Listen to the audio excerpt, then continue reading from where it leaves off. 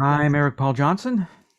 And I'm Eric Simpson. Oh, and I just And did I don't know something. why I'm doing that because No, no. you can actually hear me on this other than the podcast. Yeah, and I did Yep. something we discussed about that I have to stop doing, which is scratching myself on the because you never see the big deal TV people. You never see them scratching themselves every couple of seconds. So yeah, I said it was probably because of all the Botox. They just can't feel anything in their face anymore.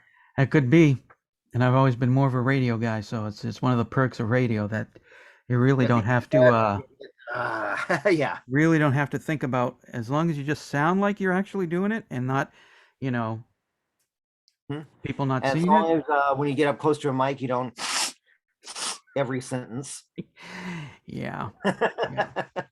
So things got busy for us last week, which is why there was no Zoomcast. I had I had court things to settle up with the estate of Jim Neighbors, and I believe when Sensen had an operation, and hopefully things work better now that you had it cut off. Yeah, because I Yeah. really didn't need that little toe. Who does really? Oh, there I go again. I'm scratching my ear. Stop it. Yeah. Um, what was really nice is that I got a few messages from people saying, "Hey, did you do a Zoomcast?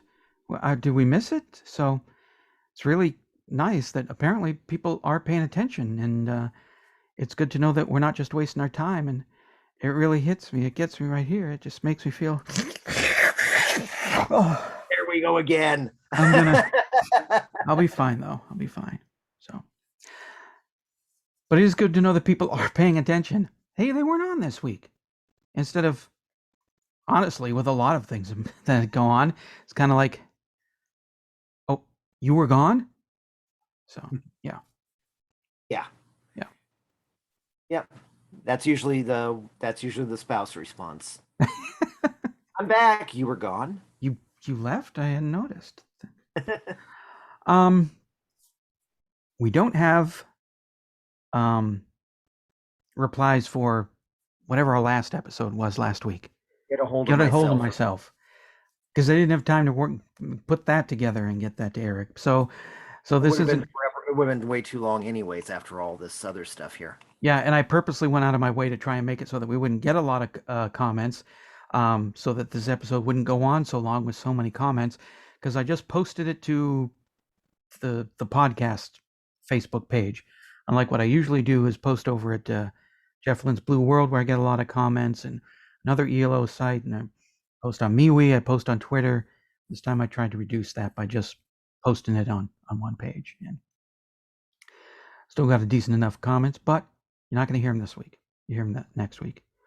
This week, we're going to do what we were going to do last week, but we just didn't have any time. So we got a couple of leftover comments for Born to Be Alive, or whatever that one was. Everybody's born to everything, or Everybody Loves Every, Jeff, or something. everyone's born to die. That's it. Everyone loves Jeff Quinlan. Oh. No, Jeff Quinlan loves everyone. Okay. And nobody got that. Nobody got that, but Unless you were reading my underground newspaper from 1983 to the 1998, or listened to my first podcast series, the Eric Paul Johnson Radio Troller Program, or knew me in junior high. So that's a very tiny slice of audience that we have that might have picked up on that. Very tiny. Rob Evans says, I agree with Eric about the subtle strings. I can hear them starting at 18 seconds. It's a good song, and I really like Jeff's voice on it. You're Mhm. Stockholming people now. I'm becoming a somebody. Yeah, I thought there were strings, but I think we settled it last week, probably before wrote this comment before seeing it, that it's probably an organ in there, which makes more sense than bringing in one string person just to be buried so deep into the mix that you can barely hear it. So, G. Brewer, once again, the two Erics spark interest in a song that I had discarded from my E.L.O. experience. In this case, I hated the song. It sounds terrible. Oh, sorry. And in my opinion, suffers mostly from Jeff's disposable vocal work. I much prefer everything else from On the Third Day and E.L.O. too. However, I will give Everyone's Born to Die another listen to try and find anything remotely listenable. Thanks, guys. Well, you're welcome, and you might still hate it. And that's okay, which is something I wish more people would learn in life, that not everybody has to like all the same songs to either be a fan of a band or just be a decent person. Mark Jealous says, and this But is for getting these, into your world. oh yeah, what? Yeah, we're getting into your world. Yes, now we're getting into the comments Yes. for your world. Better make sure I mention that there. Yeah. Okay, Mark Jealous says Carl Wayne had a great voice, and it shows here. I knew Carl's voice from the opening credits to a 70s UK talent show called New Faces. It's a shame his solo career never took off. Perhaps these tracks had seen the light of day at the time, along with others of at least similar quality. We would know Carl's voice rather better. Might even know it on this side of this side of the pond too, rather better if that was what was that's what he Yeah. decided to put out. I mean, at least by now we would, like I said in the podcast, at least by now we would probably be hearing it more than we did back then, because this has all the ingredients of a lost classic if the album had actually been made. Yeah. Oh yeah. Oh, he wants to say something. What? Oh my God, he's eating my nose. There. Maybe that can use that to cover the scratching. That maybe it seem less. I don't know. But my nose don't itch no more. Trevor Raggett. I just love this tune. In fact, I probably like this tune more than most of the first two, maybe three E.L.O. albums.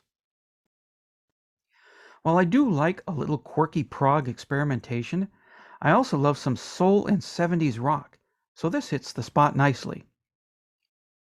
It's a Jeff written song, so it does show that his magpie talents aren't just confined to the Fab Four, the Big O, and Del Shannon. Here he manages to assimilate perfectly some Stax and Philly sounds. The verses are very Otis Redding influenced, while the last line of the verses, "So you better get up," and some other flourishes bring to mind Irma Franklin's original version of Piece of Heart. Very nice. Wow, you threw in a lot of references that I either didn't pick up on or I didn't know. I don't think I know Irma Franklin. However, that little instrumental turnaround before the chorus is a bit of pure Jeff, just to remind us who was in the driver's seat. I know that Jeff says the arrangements aren't finished, but I think that the stripped back rock sounds work perfectly. Lost my space and tried to keep while I was reading. It reflects some of the lightly rocky cod soul which other British singers like Rod Stewart and Joe Cocker were doing around the time. So actually it fits perfectly, and some great funky bass playing from Mike d'Albuquerque. Cracking guitar and keyboard solos too. Given the timing of these sessions, it would make you wonder whether, if this project had been completed, whether Showdown would have ended up as Carl Wayne track instead of an E.L.O. one. Probably more in keeping with the Lost Planet songs than either E.L.O. 2 or Third. And of course, Mama was recycled onto this project. Carl's vocals are great. I love his voice. In fact, I much prefer pre-Jeff move to the last couple of albums. Sacrilege, I know. And Carl's voice is a good proportion of the reason for that. Very much looking forward to the other two songs in this mini diversion into the soulful side of Jeff. P.S. I love the fact that it feels like a bunch of musicians playing in a studio together, old school style. So you get that subtle interplay between the performances happening and adding life to the song. Cough, cough. Jeff in his shed. Are you listening? From the past few albums feel? Clearly not. Well, we can still dream. Are you still with me? I'm still with you. Okay. Yep. Okay.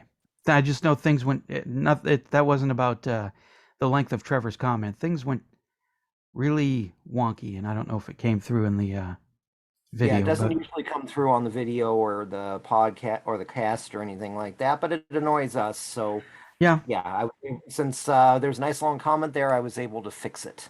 that's good because if people out there don't know, it sounded like 8D8 on a delay. And if you don't know who 8D8 is, that's the droid in Jabba's sailing barge who ordered the power droid to be turned over and have his feet burned, while 3PO was like, wait, what? So, yeah. And we've got another comment. Vinny Corbett says, "Awesome, awesome song. I remember a few years ago I stumbled upon this song while perusing YouTube. Blew me away. I'm with you, Eric. The song was way better than anything from On the Third Day." Yep. Yep. And we get another long comment here. It's from Aaron Jansen. And my arm is too tired. And I think Bob's mouth is kind of tired too. So we're just going to let Bob rest for this. Aaron Jansen. Shame it wasn't released then. Also a shame it wasn't included on the later E.L.O. reissue of E.L.O. 2. Can't find a copy that doesn't break the bank. Yeah, I had to yoink it from YouTube, I think. Or I got it from Kai Kuyama. Either way, those are the only places I could find it. Break bank. But I guess I can find it on YouTube, yeah. Roy Wood always felt gypped by the management for not taking him to America, like Don did for E.L.O. Make you wonder if Carl had a different management team, if it would have worked out better for him. Maybe he just wasn't the focus at the time. In the music industry, it takes money to make money. Now, why wasn't this song released? Carl didn't agree with the musical direction that Roy wanted to take the move, i.e., what became E.L.O. That's why he left the move. A decision he later on massively regretted. He said he thought Jeff was a genius, but maybe he didn't like the direction that Jeff was going to make with the tracks. I'm pretty darn sure that I could hear some violin in the background of this song. Maybe Jeff would have ELO-ified it. Jeff really should have replaced the vocals with his own, and if nothing more, it could have been a bloody B-side. Although in my mind, it is A-side material. Thank you for doing the episode on this. I remember asking about it a little while ago. A snippet from Sea of Tranquility. He does a lot of Zoomcasts where he talks to other people doing podcasts. YouTube. He's done a number recently on E.L.O. If you got in contact with him, I'm sure he'd do one with you guys. Would help with the podcast's reach. I'm all for that. So, maybe somebody could hip Sea of Tranquility to this, and they can get to us, and we can get to them, and we can all get with each other, and we can discuss E.L.O. and the podcast, and we'll get more listeners. Because I'm all in for that. Yeah, we were just discussing that a little bit before we started doing this today, and yeah, about how to actually approach somebody, not sound like you're being desperate. Right. And for me, since we're such a rinky-dink little podcast, we don't have thousands and thousands of listens a week. On a good week, we'll get 400 a week for a new episode.